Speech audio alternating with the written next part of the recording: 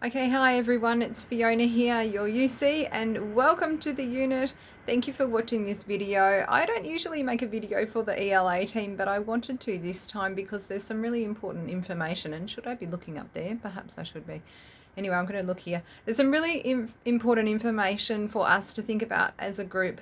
And I just want to say I'm so impressed with our team, and I'm just thrilled that we're going to be working together. I think we're going to have a really fun unit because we're all at different stages of our lives and different stages of career.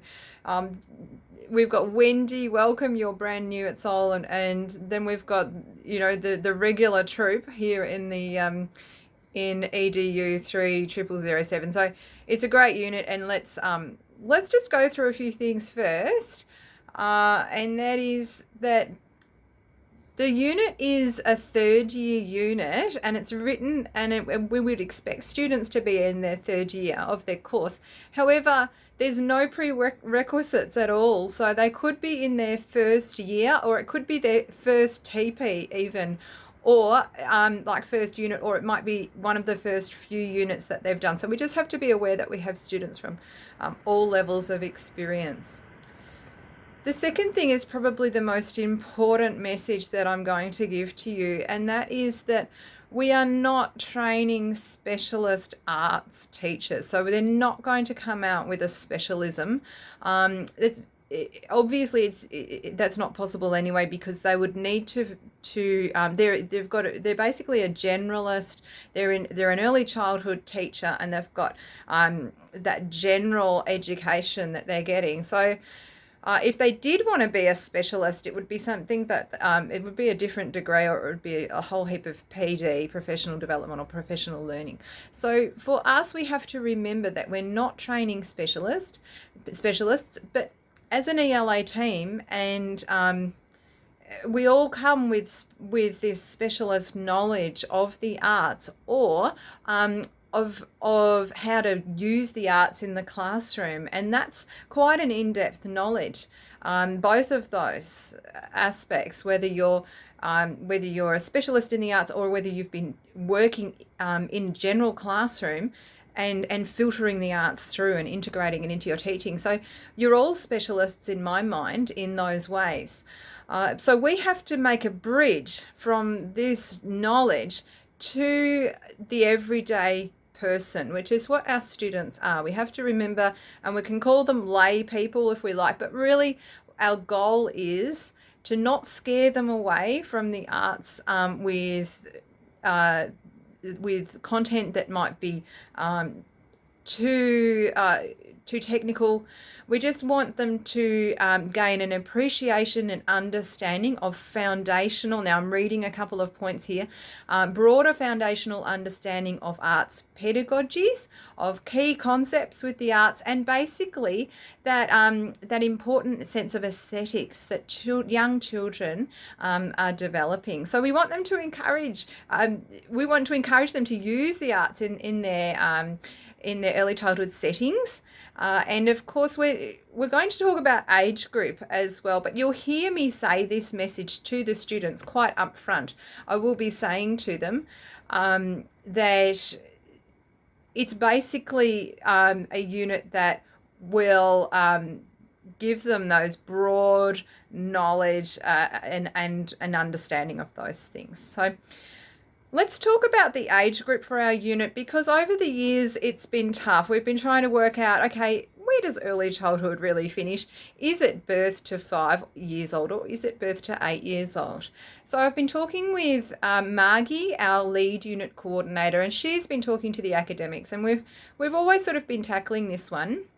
We do include ages from 0 to 8 to accommodate for the various entry points to primary schools, in which some states and territories start really early, like Tasmania, and I think also Queensland. Some of those children are like 3-year-old going on 4, which is ridiculously early to be taking baby steps into school, but it might be more of a kinder experience. But just we are thinking from ages 0 to 8, and those broader aesthetic development in that age group, which means that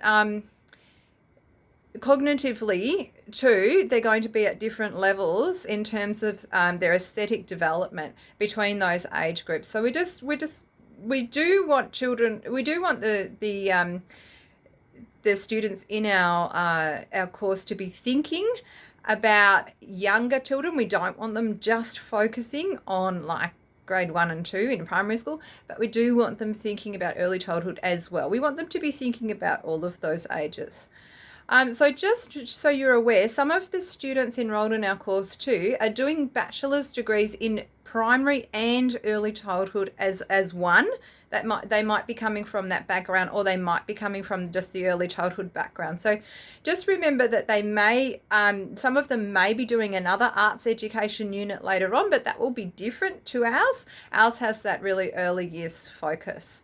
But again, we are stretching into the primary there, and that means for the ones that are involved in just early childhood in their degrees, that it's important that they're aware of that span of learning also.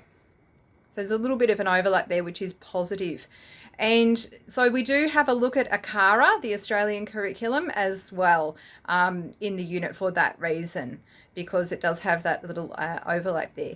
But just the main message from me is that we are a bridge. I'd like to think of us as a bridge between that specialist knowledge, or that experience that you've got in the generalist classroom in integrating the arts, bringing that into a form that's understandable for just the everyday person. And we're going to be thinking about our students and taking them from that level, because the arts can be quite confronting. Even ACARA, when it describes the arts, can be quite confronting, and we want them not to feel any worry about that, or any scaredness of these words or anything. We want to help them make those links as best we can. So it might that's going to be kind of our I guess our goal, without being an official goal.